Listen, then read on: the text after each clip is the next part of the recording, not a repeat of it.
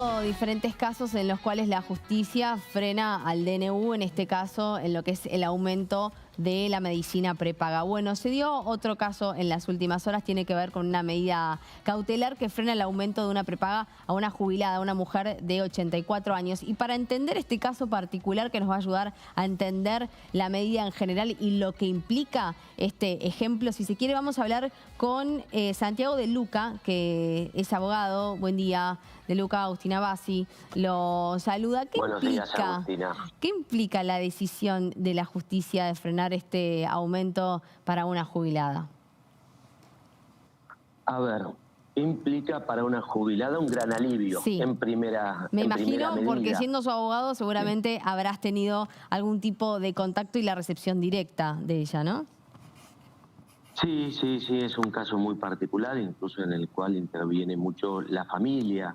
Sí. Es una persona mayor, por discreción y por secreto profesional no puedo dar más datos, ¿no? Pero es una persona mayor con sus dolencias, además de ser jubilada. Entonces realmente ha sido un gran alivio para la familia, incluso o principalmente teniendo en cuenta el nivel de ingresos de esta persona. Recién preguntabas cuál es el impacto, qué significa esta medida. Lo cierto es que técnicamente, ¿sí?, lo que se hizo fue instar una acción judicial, ¿sí?, de amparo, solicitándole a la jueza la declaración de inconstitucionalidad del decreto de necesidad de urgencia 70 del año 2023, fundamentalmente bajo el argumento del exceso del Poder Ejecutivo en sus facultades reglamentarias o legislativas, ¿no? Exceso a lo que el artículo 99 de la Constitución Nacional le otorga como potestad al Poder Ejecutivo. ¿Por qué? Porque lo que se hizo fue una reforma de fondo de tres leyes: la ley 23.660, la 23.661 y la 26.682, es decir, la ley que reglamenta o regula las empresas de medicina prepaga, la ley que regula el sistema de seguro de salud y la ley que regula a las obras sociales. O sea, fue una reforma de fondo, y las reformas de fondo son potestad exclusiva del Congreso de la Nación.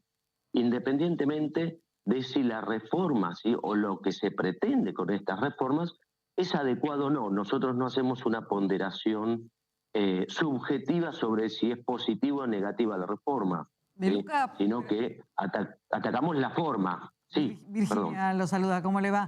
Para tener claro, porque ha habido muchas medidas que beneficiaron particularmente a jubilados en la cuestión de las cuotas de las prepagas de esos aumentos, pero en algunos casos, o en la mayoría de ellos, han sido medidas cautelares que frenaron los aumentos, pero no necesariamente los jueces se expidieron sobre esto que usted está explicando, sobre la cuestión de fondo. ¿En este caso fue una medida cautelar o el juez dice que es inconstitucional la medida, el decreto de Milei? No, es una medida cautelar. Sobre la cuestión de fondo, por lo menos que tengamos entendido, no existe todavía un pronunciamiento, es una cuestión sumamente delicada. Lo que se están dando son a cuentagotas medidas cautelares que suspenden para casos concretos, como el caso de esta señora, ¿sí?, la posibilidad o la potestad de la empresa de medicina prepaga determinada de aplicar los aumentos autorizados sin atender a las disposiciones de la Superintendencia de Servicios de Salud. Y entonces, son medidas cautelares temporarias. claro, eso le iba a preguntar, en este caso puntualmente, ¿hasta qué momento queda suspendido el aumento para esta jubilada?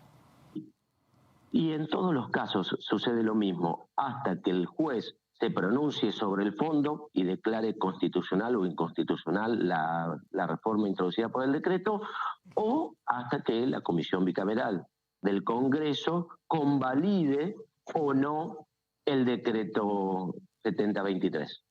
De Luca, a mí lo que me llama la atención es que estas medidas han beneficiado hasta ahora, insisto con esto, particularmente a jubilados. No tenemos registro, o por lo menos no recuerdo, de alguna cautelar que haya beneficiado a un afiliado común. ¿Qué puede significar esto en términos de perspectiva jurídica?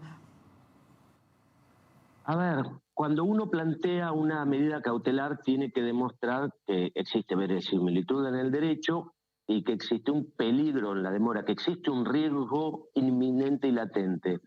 Es muy fácil demostrarle a cualquier magistrado, ¿sí?, que ante el ingreso de un jubilado que no se ha correspondido en sus ajustes con el índice de inflación y los índices del 250, casi 300% de aumento de las empresas de medicina prepaga, el jubilado no puede pagar. Y aun cuando algunos jueces han dicho que, bueno, el jubilado puede recurrir a PAMI, lo cierto es que el sistema de salud está colapsado.